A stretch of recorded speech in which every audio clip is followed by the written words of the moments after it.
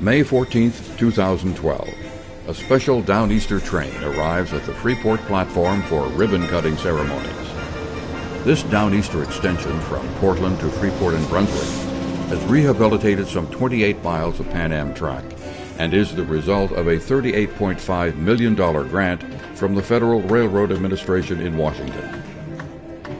The guests, federal, state, and local officials, and passenger rail advocates, addressed those present, cut the platform ribbon, and then prepared to go on to Brunswick.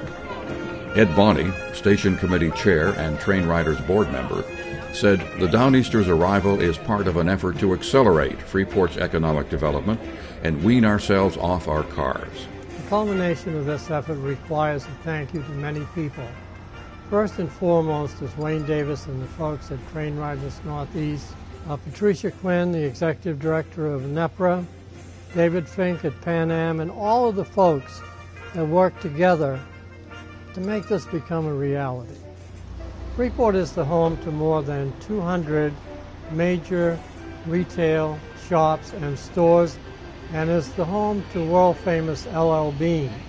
Freeport is in the process of working with LL Bean, the owner of the Hose Tower building, to convert a portion of it into a waiting room for the Downeaster. We're enthusiastic about its arrival. It presents an opportunity for not only people that want to ride the Downeaster to Boston, but it also gives an opportunity for people that want to come to Freeport to leave their cars at home, ride the Downeaster, come here and shop and dine, then take the leisurely trip home on the Downeaster afterwards. Following the ceremonies in Freeport, the train goes on to Brunswick.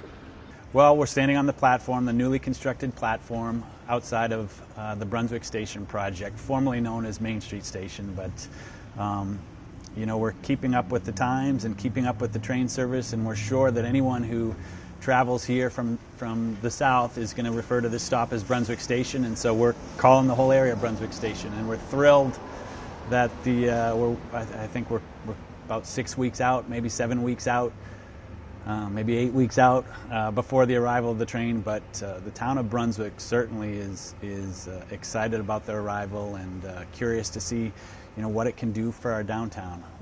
There are new restaurants and shops in operation, as well as several medical facilities, and a new 52-room inn, now welcoming guests just across the street from Bowdoin College. We're thrilled that we get a stop here in Brunswick, but the opportunities for the service going forward are great in that we can reach up the coast to Rockland from Brunswick, and the train can reach to Augusta from Brunswick. So there's obviously a huge growth opportunity for rail in this state. Should everyone embrace it like everyone in this room has. The excited Brunswick attendees awaited the sounding of the horn that would signal the arrival of the Downeaster. Building these platforms involved some 16 companies and more than 100 workers. NEPRA Executive Director Patricia Quinn spoke about this economic engine and of TrainRiders Northeast Board Chairman Wayne Davis's contribution to this milestone. It's wonderful to be here, and it's wonderful to see all of you. The Downeaster is about transportation.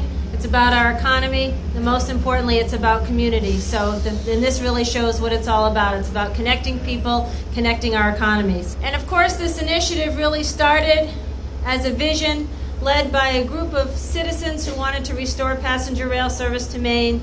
And representing that group today is the leader of that group, Wayne Davis from TrainRiders Northeast.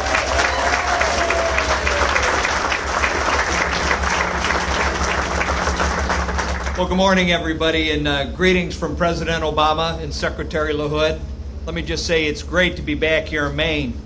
FRA Administrator Joseph Szabo was the featured speaker. Brunswick to celebrate two milestones: the groundbreaking for expansion of Amtrak's Downeaster service and the kickoff of our high-speed and intercity passenger rail program. This Downeaster expansion was the first of our funded projects to break ground. And today, we celebrate the remarkable progress that has been made. The ribbon was ready, as were the scissors. Time to celebrate.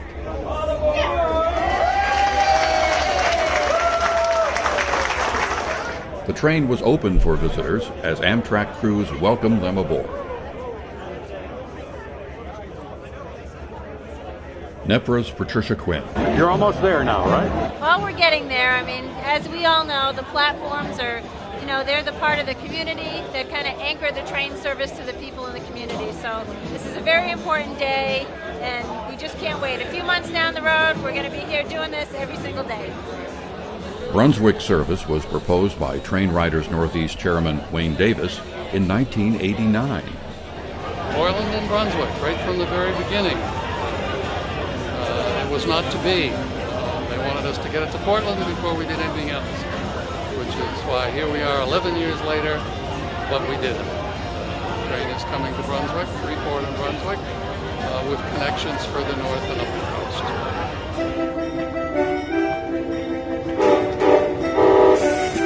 Later this fall, the Downeaster whistle will signal the beginning of passenger rail service from Boston to Brunswick. TrainRiders Northeast, still changing the way New England travels.